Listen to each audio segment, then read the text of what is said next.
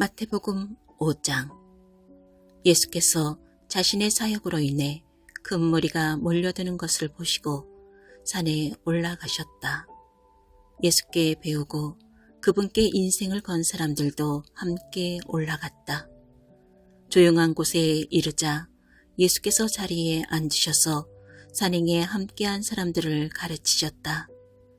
예수께서 하신 말씀은 이렇다. 벼랑 끝에 서 있는 너희는 복이 있다. 너희가 작아질수록 하나님과 그분의 다스림은 커진다. 가장 소중한 것을 잃었다고 느끼는 너희는 복이 있다. 그 때에야 너희는 가장 소중한 분의 품에 안길 수 있다. 더도 말고 덜도 말고 자신의 모습 그대로 만족하는 너희는 복이 있다. 그때 너희는 돈으로 살 수 없는 모든 것의 당당한 주인이 된다.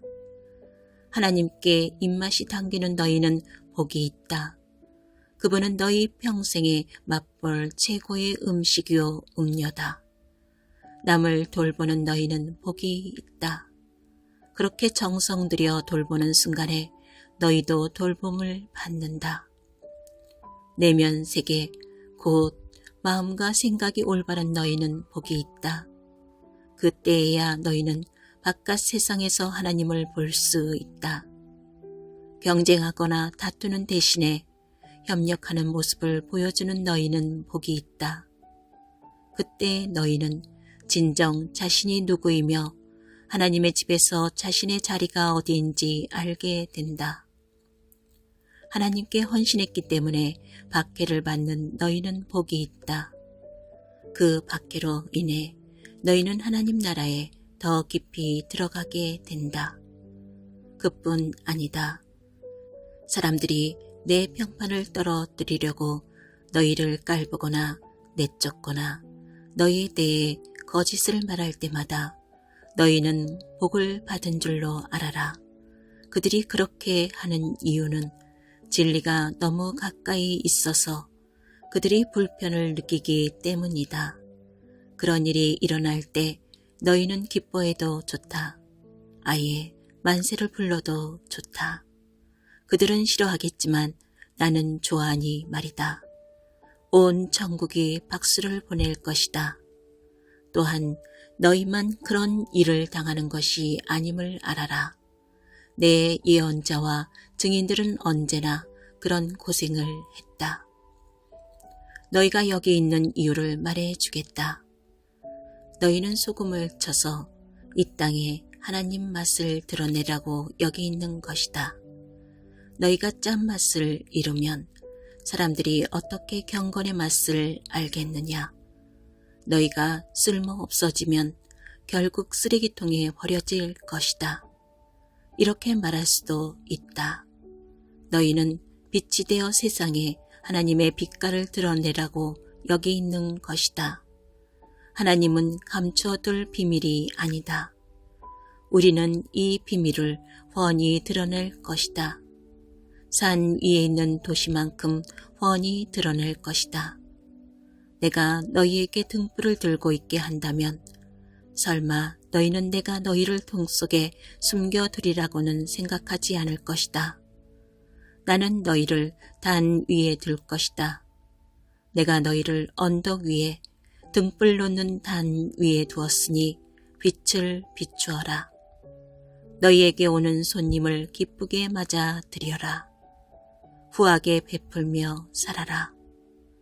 너희가 다른 사람들에게 마음을 열면 그들도 너희에게 자극을 받아 하나님께, 하늘에 계신 자비로우신 아버지께 마음을 열게 될 것이다.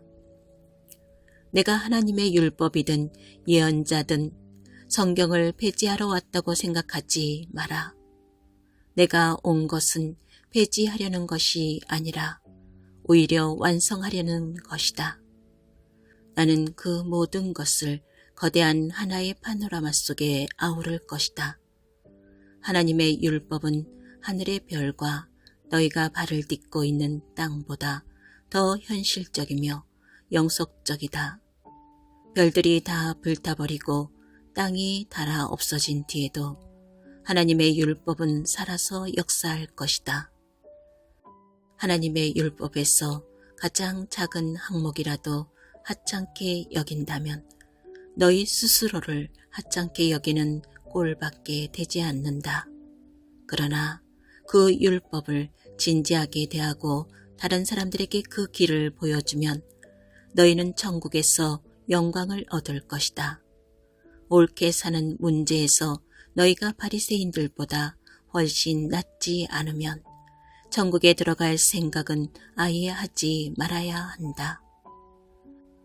너희는 옛사람들에게 주어진 살인하지 말라는 계명을 잘 알고 있다. 내가 너희에게 말한다. 누구든지 형제나 자매에게 화만 내도 살인을 범한 것이다. 무심코 형제를 바보라고 부르면 너희는 법정으로 끌려갈 수 있다. 생각 없이 자매에게 멍청이라고 소리치면 지옥불이 너희 코앞에 있다. 가장 단순한 진실은 말이 사람을 죽인다는 것이다. 이런 문제에서 나는 너희가 이렇게 행동하기를 바란다. 네가 예배당에 들어가서 헌금을 드리려는데 갑자기 어떤 친구가 너에게 원한을 품고 있는 것이 생각나거든 헌금을 내려놓고 즉시 나가 그 친구에게 가서 화해하여라. 반드시 그렇게 하고 난 뒤에 돌아와 하나님과의 일을 마무리하여라. 또는 내가 길거리에 있는데 옛 원수가 다가와 말을 건다고 하자. 한시도 지체하지 말고 네가 먼저 나서서 그 사람과 화해하여라. 그의 이력을 보건대 그 사람이 선수를 치게 두면 너는 결국 법정에 서게 될 것이고 어쩌면 감옥에 갈지도 모른다. 그렇게 되면 너는 엄청난 벌금을 물지 않고는 거기서 나오지 못할 것이다. 너희는 남의 배우자와 동침하지 말라는 계명도 아주 잘 알고 있다. 그러나 단순히 동침하지 않는다고 해서 너희의 덕을 지켰다고 생각하지 마라.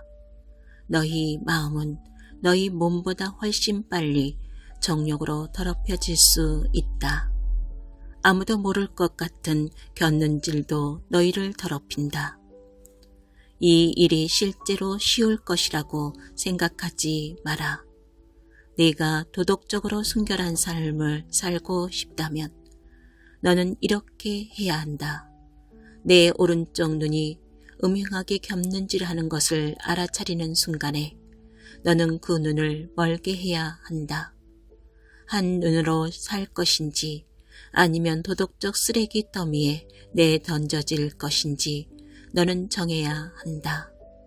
또 남을 해치려고 내 오른손을 드는 순간에 너는 그 손을 잘라버려야 한다. 네 존재 전체가 영원히 쓰레기 더미에 버려지느니 차라리 피 묻은 몸뚱이로 사는 것이 낫다. 성경에 누구든지 아내와 이혼하는 자는 아내에게 이혼 증서와 법적 권리를 주고 합법적으로 하라고 한 말을 기억하느냐. 너희 중에는 이 규정을 자신의 이기심과 변덕스러운 마음을 포장하는 구실로 이용하거나 합법적이라는 이유만으로 옳은 척하는 사람이 너무 많다. 제발 가식은 그만두어라. 아내와 이혼하면 너희는 아내를 간음하게 만든 책임이 있다. 아내가 문란한 성생활로 이미 그렇게 되지 않은 이상 말이다. 또 그렇게 이혼한 여인과 결혼하면 너희도 자동으로 간음하는 자가 된다. 법을 구실 삼아 도덕적 타락을 미화할 수 없다. 그리고 마음에 없는 말은 아예 하지 마라. 이 권고는 우리 전통에 깊숙이 박혀 있다. 기도해 주겠다고 말하고는 기도하지 않거나 마음에도 없으면서 하나님이 함께 하시기를 빈다고 하며 경건한 말로 연막을 치면 상황이 더 악화될 뿐이다. 종교적 장식을 멋지게 단다고 해서 너희 말이 진실해지는 것은 아니다. 너희 말을 거룩하게 할수록 그 말의 진실성은 떨어진다. 그러면 그렇다, 아니면 아니다라고만 하여라. 자기 뜻을 관철하려고 말을 조작하다가는 잘못된 길로 빠진다. 다시 생각해봐야 할 옛말이 또 있다. 눈에는 눈, 이에는 이라는 말이다. 그렇게 해서 문제가 해결되겠느냐? 내가 하고 싶은 말은 이것이다. 절대로 대받아 치지 마라. 누가 너를 치거든 그 자리에 서서 맞아라. 누가 너를 법정으로 끌고 가서 내 셔츠를 달라고 소송하거든 내 가장 좋은 외투까지 잘 포장해 선물로 주어라. 그리고 누가 너를 억울하게 이용하거든 종의 삶을 연습하는 기회로 삼아라. 똑같이 갚아주는 것은 이제 그만하여라. 너그럽게 살아라. 너희는 옛 율법에 기록된 친구를 사랑하라는 말과 기록에는 없지만 원수를 미워하라는 말을 잘 알고 있다. 나는 거기에 이의를 제기한다. 나는 너희에게 원수를 사랑하라고 말하겠다. 원수가 어떻게 하든지 너희는 최선의 모습을 보여라. 누가 너희를 힘들게 하거든 그 사람을 위해 기도하여라. 그러면 너희는 너희의 참된 자아, 하나님이 만드신 자아를 찾게 될 것이다. 하나님도 그렇게 하신다. 그분은 착한 사람이든 악한 사람이든 친절한 사람이든 비열한 사람이든 상관없이 모두에게 가장 좋은 것, 해의 온기와 비의 양분을 주신다. 너희가 사랑할 만한 사람만 사랑하는 것이 고작이면 상급을 바랄 수 있겠느냐? 그것은 누구나 하는 일이다. 너희가 만일 너희에게 인사하는 사람에게만 겨우 인사한다면 상급을 바랄 수 있겠느냐? 그것은 죄인도 흔히 하는 일이다. 한마디로 내 말은 성숙한 사람이 되라는 것이다. 너희는 천국 백성이다. 그러니 천국 백성답게 살아라. 하나님이 주신 너희 신분에 합당하게 살아라. 하나님께서 너희에게 하시는 것처럼 너희도 다른 사람들을 대할 때 너그럽고 인자하게 살아라.